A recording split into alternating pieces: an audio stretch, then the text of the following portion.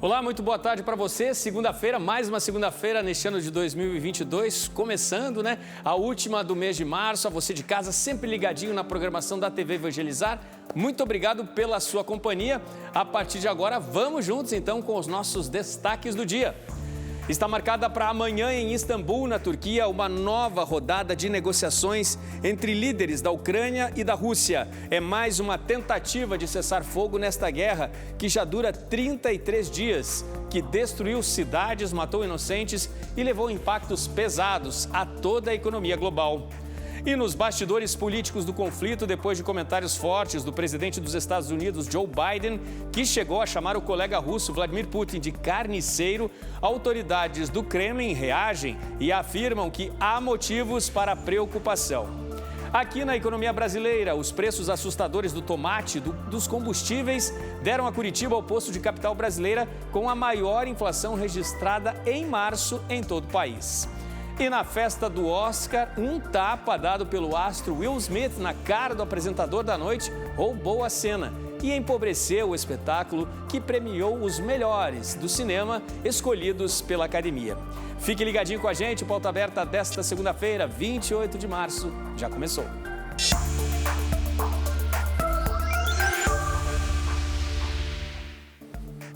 Está marcada para amanhã em Istambul, na Turquia, uma nova rodada de negociações de russos e ucranianos. É mais uma tentativa de colocar fim a esta guerra que já dura 33 dias. Ontem, o presidente da Ucrânia, Volodymyr Zelensky, declarou que o país está pronto para assumir um estado de neutralidade como parte, da Ucrânia neste acordo de paz.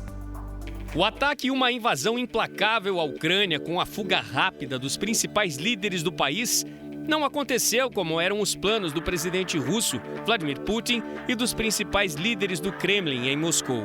A afirmação destacada há dias por especialistas internacionais, a cada momento que passa, mostra que a Rússia está, sim, mais e mais distante do que considerava essencial nesta ocupação. Relatórios oficiais e extraoficiais revelam o claro enfraquecimento de poder das tropas invasoras, tanto que agora, depois de 33 dias dos primeiros ataques, não há forças dos exércitos de Moscou que sejam capazes de tomar o comando da principal cidade do país, a capital Kiev.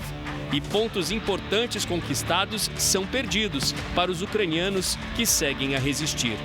Hoje, o prefeito de Irpin, nos arredores de Kiev, afirmou que as tropas ucranianas retomaram totalmente o controle da cidade. Informação que ainda não foi confirmada por algumas das principais agências internacionais. A cidade de Irpin ficou mais conhecida depois do ataque que matou uma mãe em fuga e seus 2 filhos, logo nos primeiros dias de combates. Era ponto estratégico para os russos a caminho da capital. Segundo o governo da Ucrânia, embora com as linhas mais recuadas, as tropas russas não deixaram as posições nos arredores de Kiev. Em Mariupol, no sudeste, a cidade mais castigada nesta guerra, hoje o prefeito fez um novo apelo. Disse que toda a população civil precisa sair em segurança para que seja evitada uma tragédia humanitária ainda maior. De acordo com ele, 160 mil pessoas ainda estão presas na cidade. Nas palavras do prefeito, aproximadamente 5 mil pessoas morreram em consequência dos ataques, o que ainda não foi comprovado com qualquer documentação que pudesse ser apresentada pelas autoridades. Com a Ucrânia já parcialmente ocupada por militares da Rússia, hoje, a um dia de uma nova rodada de negociações, a vice-primeira-ministra do país, Irina Vereshchuk, afirmou que, diante do risco de provocações dos russos, não liberaria hoje novos corredores humanitários para a retirada de mais população civil. O governo da Ucrânia já acusou a Rússia em várias ocasiões de ataques a corredores humanitários. Numa contraofensiva, em vídeos divulgados nas redes sociais, soldados ucranianos mostram o que seria a captura de militares da Rússia e também o que seria a reação ucraniana para a retomada de parte da cidade de Kherson, no sul do país, que foi ocupada logo nos primeiros dias de conflito pelas forças russas. A cada dia desta guerra, os prejuízos só aumentaram para os dois lados e com estragos também a economia do planeta. Num levantamento apresentado hoje pelo Ministério da Economia da Ucrânia, até o momento esta invasão russa custou aos cofres ucranianos 564,9 bilhões de dólares, o que corresponde a aproximadamente 2,68 trilhões de reais.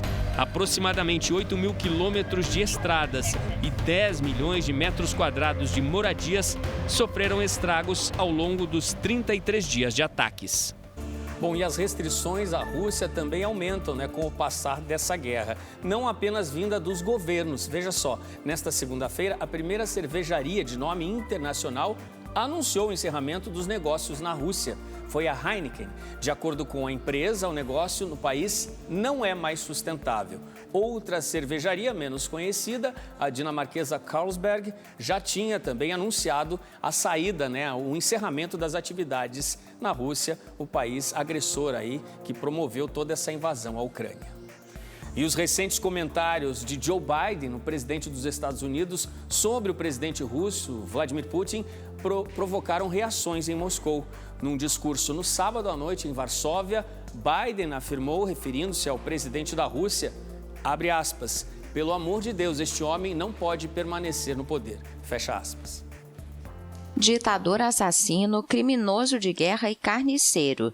Esses foram adjetivos usados pelo presidente dos Estados Unidos, Joe Biden, contra o chefe de Estado da Rússia, Vladimir Putin. Nesta segunda-feira, o Kremlin criticou os comentários. O porta-voz do governo russo, Dmitry Peskov, disse que chamar Putin de carniceiro é uma declaração alarmante e advertiu que Moscou vai continuar monitorando de perto os comentários do presidente dos Estados Unidos. No sábado, durante uma visita à capital da Polônia, Varsóvia, o presidente americano criticou de maneira veemente o colega russo e o chamou de carniceiro. Biden defendeu que Putin não pode permanecer no poder por causa da ofensiva russa na Ucrânia. Pouco depois, a Casa Branca afirmou que Biden não havia estimulado nenhuma mudança de regime na Rússia. O líder americano viajou à Europa para reforçar a união do Ocidente contra a Rússia, que iniciou a invasão ao território ucraniano no dia 24 de fevereiro. Bem, gente, o Pauta Aberta mostrou na última sexta-feira a celebração do ato de consagração da Rússia e da Ucrânia numa solenidade presidida pelo Papa Francisco no Vaticano, com mais pedidos de paz, Celebração parecida também ocorreu no Santuário de Nossa Senhora de Guadalupe, aqui em Curitiba. E a nossa repórter Fabiana Fantucci acompanhou e conta agora para você. Um pedido de paz ao Imaculado Coração de Maria. Esse foi o apelo do Papa Francisco aos fiéis e religiosos do mundo todo. O ato de consagração da Rússia e Ucrânia, que aconteceu em Roma, também foi realizado em Curitiba, capital paranaense. O lugar escolhido foi o Santuário de Nossa Senhora de Guadalupe e Jesus das Santas Chagas. A celebração foi presidida pelo Núncio Apostólico da Santa Sé no Brasil, Dom Jean Batista, representante diplomático e eclesial do Papa no país. Isso é uma mensagem do Papa na súplica, na oração à Virgem Maria. Isso está bem conteúdo, é o conteúdo fundamental.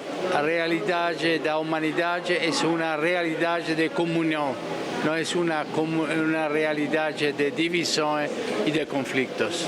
A missa também contou com a presença de Dom José Antônio Peruso, arcebispo metropolitano de Curitiba, que nesse momento de conflito pediu que todos façam sua parte pela paz. Cabe-nos começar em casa. E isso não depende da Ucrânia e nem de Putin. Depende de escolhas e opções que fizermos aqui, onde estivermos. O Paraná conta com 2 eparquias ucranianas, uma em Curitiba e outra em Prudentópolis, cidade com o maior número de descendentes do país. Os representantes das 2 dioceses, além do cônsul da Ucrânia na capital, participaram da celebração. Mais do que oportuno nós, junto com o Papa, como ele pediu a todos nós bispos, nos unirmos e rezarmos pela paz. Faz muito sentido apelar à Mãe de Deus, a Mãe Nossa, que proteja os povos proteja o mundo. E nós temos certeza que Deus haverá de ouvir as nossas preces, que haja paz na Ucrânia, que haja paz no mundo, que todos se conscientizem que nós estamos aqui para nos amarmos mutuamente e não para nos agredirmos. A missa pela consagração da Rússia e Ucrânia ao Imaculado Coração de Maria reuniu todos os religiosos em um único pedido. Derrame-se sobre a terra a misericórdia divina e o doce palpitar da paz. Volte a marcar as nossas jornadas. A Igreja está sendo muito feliz, o Papa foi inspirado, porque é um momento que requer, de fato, espiritualidade, uma interpretação espiritual dos acontecimentos. E quem viu de perto o sofrimento do povo ucraniano acompanhou a celebração com o coração cheio de esperança. A esposa do ex-embaixador da Ucrânia no Brasil rezou pelo fim do conflito. Ela deixou o país quando os ataques começaram. Ele ainda está lá. Eu estou sofrendo muito com o meu marido lá. Nós estamos recebendo os refugiados daqui que foram obrigados a abandonar suas terras e suas casas. Pessoas que perderam tudo que tinham da noite para o dia.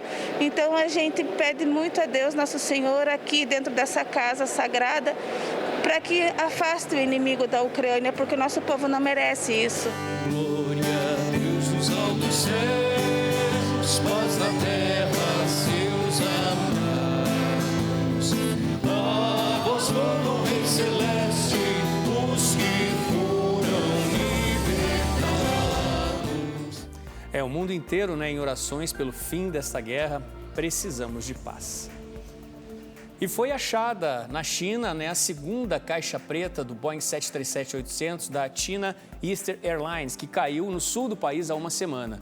As 132 pessoas que estavam a bordo morreram e o mistério sobre o motivo dessa tragédia continua sem explicação. O Boeing 737-800 tinha a rota de Kunming a Gansu, no sul da China, mas despencou de maneira assustadora, até para quem mais entende de aviação. A aeronave estava em velocidade de cruzeiro, a uma altitude de 8.900 metros, e perto do destino final, o Boeing baixou 700 metros em apenas 16 segundos. Manobra nada comum para um voo comercial. E, de acordo com especialistas do setor aéreo, é prova de que algo atípico estava acontecendo. Logo depois disso, a aeronave simplesmente caiu.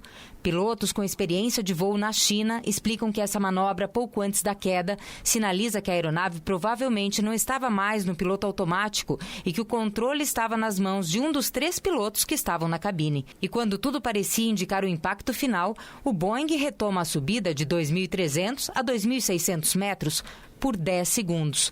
O que, de acordo com analistas, parece uma tentativa humana de salvar a aeronave.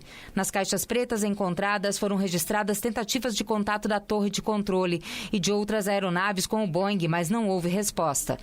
E a queda do voo MU-5735 da empresa aérea China Eastern Airlines, que caiu na segunda-feira, dia 21 de março, no estado chinês de Guangxi e matou 123 passageiros e 9 tripulantes, continua sendo um mistério. Aqui no Brasil, as notícias do mercado financeiro não são animadoras. A previsão de inflação subiu para 6,86% este ano. Os dados foram divulgados hoje pelo Banco Central. Alta dos combustíveis e, no mercado, tudo mais caro. Reflexos diretos no poder de compra do consumidor.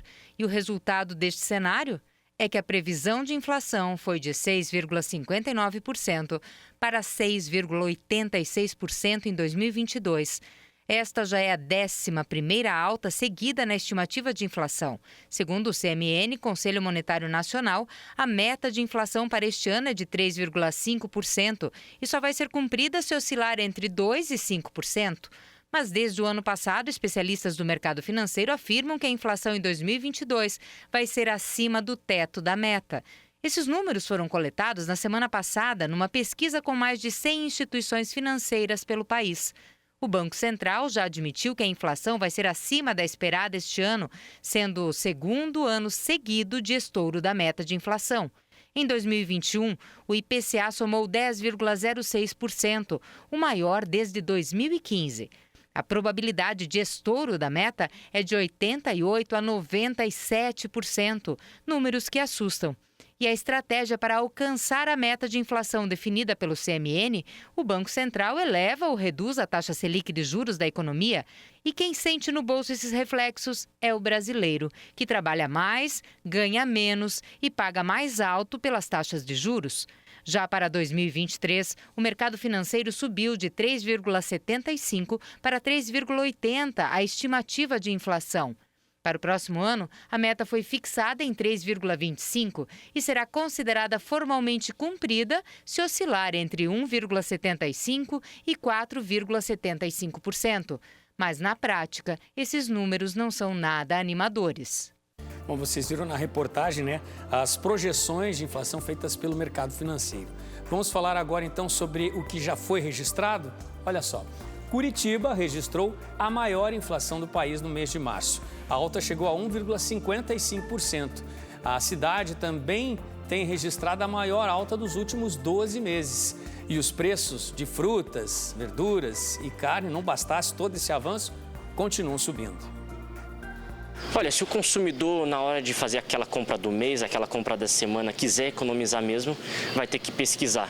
Curitiba registrou a maior inflação do país dos últimos 12 meses e também desse mês de março, chegando no acumulado dos últimos 12 meses, chegou a 13,64%. Em segundo, Salvador, acumulando 11,92% nesses últimos 12 meses e em Goiânia, 11,44%. Em Curitiba se dá muito esse aumento, a tarifa do transporte público que aumentou e também na alta dos combustíveis, que reflete muito no preço dos alimentos, também das bebidas, nos mercados e também nos açougues. A gente até separou aqui alguns alimentos para você ver esse aumento considerável aí no preço da fruta, da verdura, também do leite e da carne. Por exemplo, a cenoura aumentou 45%, está em média o quilo R$13. O tomate a mesma coisa, está em média R$13 o quilo, teve um aumento de 15%.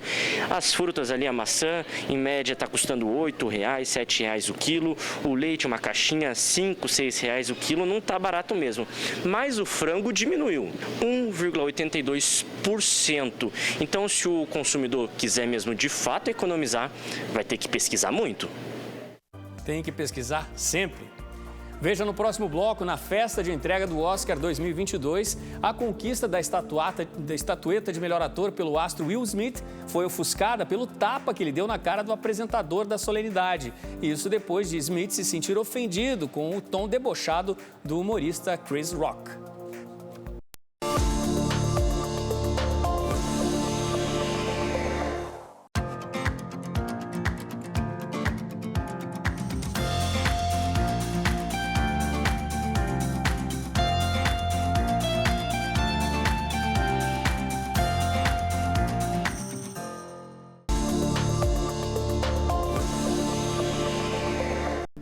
Pauta Aberta está de volta para esse segundo bloco. Falamos ao vivo para todo o país. São 4h44 da tarde. Gente, temos uma notícia que acaba de sair de Brasília.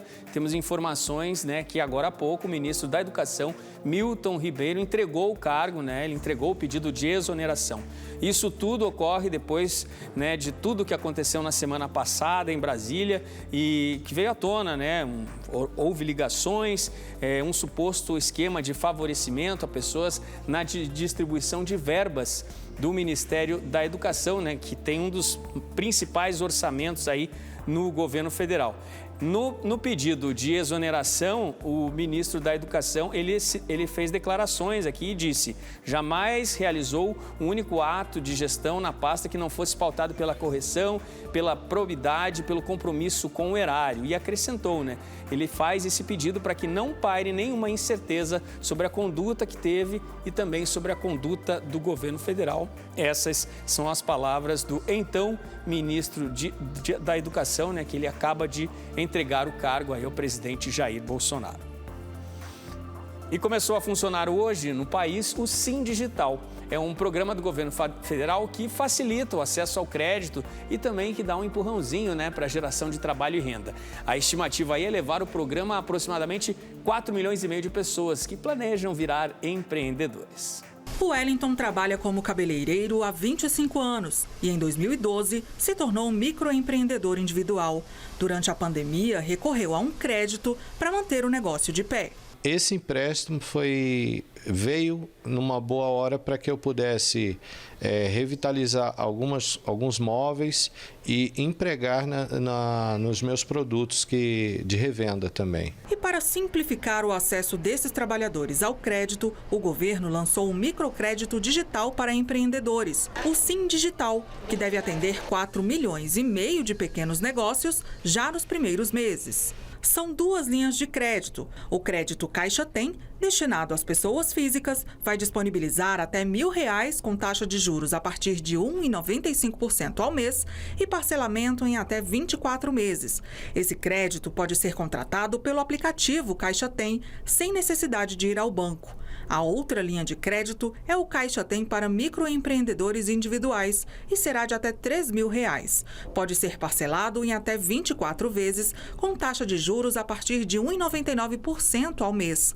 Para contratar, o interessado precisa ter uma conta na Caixa e mais de 12 meses de faturamento como MEI. Para ambas as linhas, os recursos poderão ser utilizados, por exemplo, para o aumento do capital de giro e da produção. A iniciativa conta com a parceria do Sebrae, que vai oferecer capacitação para os empreendedores interessados em acessar os recursos. E a dica, antes de pegar o crédito, é se planejar. Se eu faço esse planejamento de uma forma adequada, eu vou ter uma ideia do valor necessário para que eu tire a minha ideia da minha cabeça e coloque em prática. Ou se eu já tenho meu empreendimento em andamento, qual é o valor, qual é o montante do investimento necessário para fazer uma expansão. O governo também aumentou a margem de crédito consignado dos atuais 35% do valor do benefício para até 40%. Além dos aposentados e pensionistas do INSS, quem recebe benefícios assistenciais ou participa do programa Auxílio Brasil também vai ter acesso ao empréstimo com juros mais baixos. E o Conselho Nacional de Política Fazendária, o CONFAS, definiu agora em março nova alíquota de ICMS sobre o preço do diesel. E está congelada, por 90 dias. Convênio que prorroga a base de cálculo do ICMS também sobre a gasolina. E quem traz todos os detalhes para a gente é Cláudia Vicentim. Cláudia, boa tarde para você.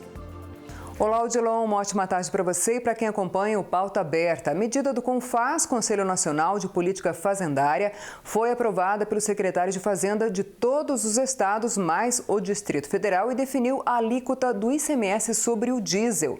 A decisão muda o cálculo do imposto sobre circulação de mercadorias e serviços. Até agora, o ICMS sobre os combustíveis era calculado com um percentual do preço na bomba, mas nova lei aprovada no último dia 11 pelo governo federal alterou a forma de cobrança e estabeleceu um valor fixo por litro. No caso do diesel, o teto foi fixado em R$ 1,006 para a variação S10, que é a mais consumida no país.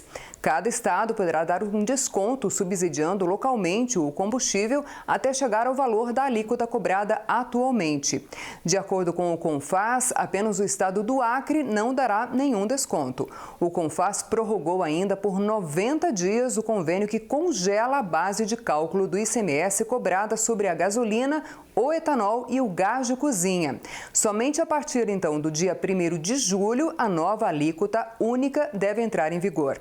Atualmente, os estados são livres para decidir sobre o percentual do ICMS sobre os combustíveis. Com a nova lei, cada tipo de combustível terá obrigatoriamente uma alíquota única, o que valerá para todo o território brasileiro. Segundo o Comitê Nacional de Secretários de Fazenda dos Estados e do Distrito Federal, que é um órgão auxiliar do CONFAS, esse acordo evitou um provável aumento da carga tributária, já que sem a possibilidade de os estados subsidiarem parcialmente o diesel, haveria aumento de preço na maioria dos estados. Odilon. E sabe aqueles valores a receber disponibilizados, a informação e também o saque pelo Banco Central? Olha só, para você saber se tem algum dinheiro esquecido e as datas do calendário para fazer o resgate desses valores, é preciso acessar o site do Banco Central. Quem ainda não verificou se tem algum dinheiro esquecido em contas bancárias ou títulos de capitalização, abra o olho. O Banco Central começou hoje uma nova fase de repescagem referente à primeira fase dos recursos que estão sendo liberados.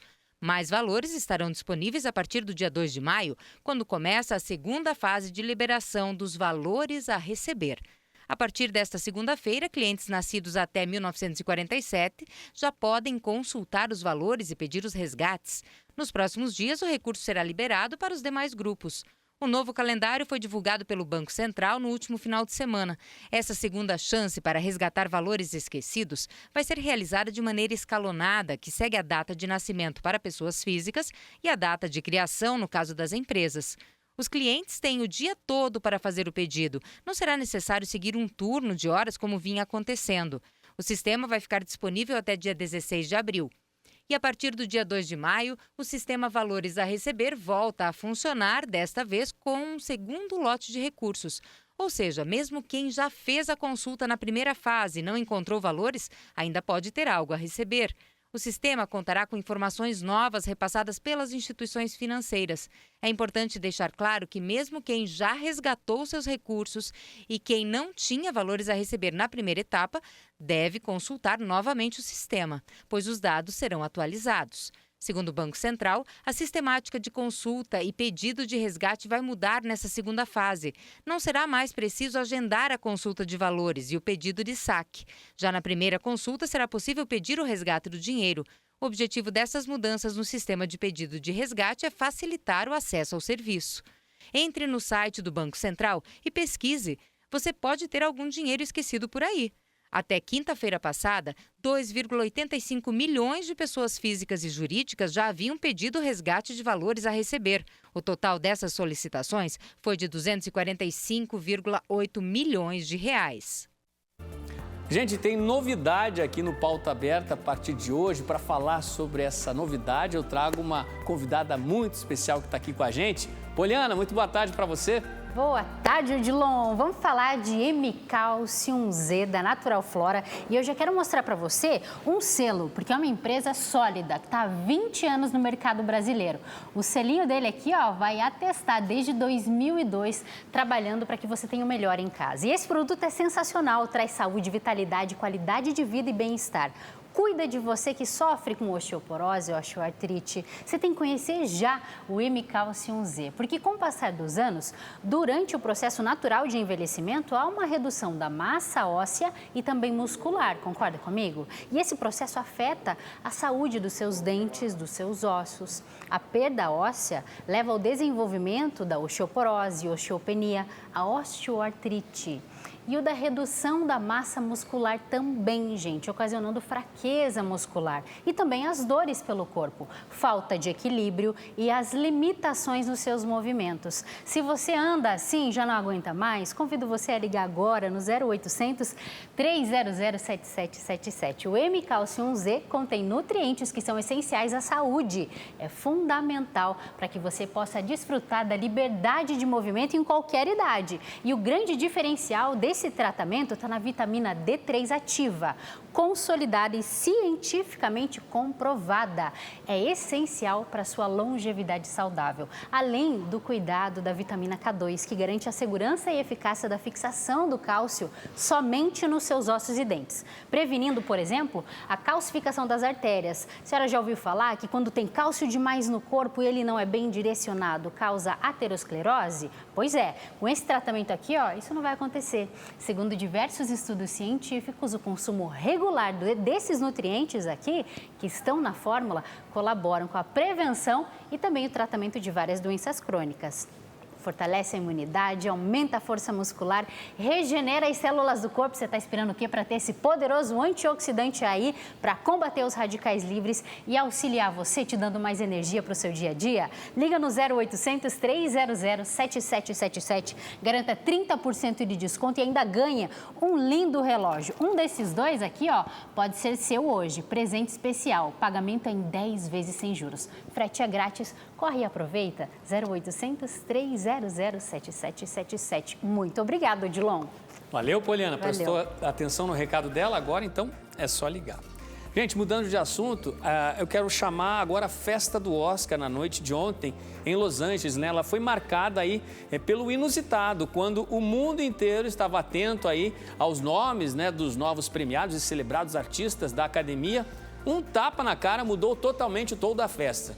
Que Oscar, minha gente, não bastou o tapa na cara, Will Smith levou o prêmio de melhor ator na avaliação da academia. A festa de entrega das estatuetas aos melhores do cinema mundial tinha tudo para repetir o glamour das edições anteriores, com um desfile de astros e estrelas. Mas quem roubou a cena foram os atores Chris Rock e Will Smith, que protagonizaram um dos momentos mais tensos da cerimônia. Antes de anunciar o vencedor da categoria documentário, o comediante Chris Rock, conhecido pela irreverência, brincou com alguns atores. Mas um comentário feito por ele em relação à atriz Jada Smith, mulher de Will Smith, esquentou os ânimos. Chris comparou Jada, de cabeça raspada, com a tenente Jordan O'Neill do filme Até o Limite da Honra, interpretada por Demi Moore, que na época raspou a cabeça para interpretar a personagem. Jada, que sofre de uma doença autoimune que leva à calvície, ficou visivelmente desconcertada. Foi quando o marido Will Smith se levantou, foi até o palco e desferiu um tapa no rosto do comediante.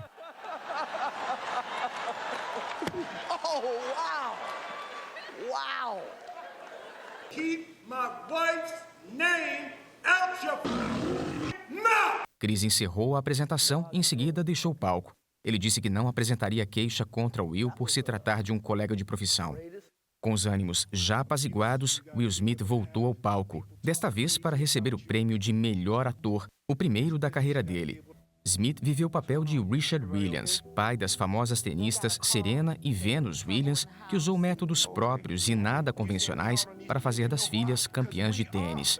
No discurso de agradecimento, ele pediu desculpas à Academia de Artes pelo ocorrido e afirmou que agiu por impulso para defender a esposa.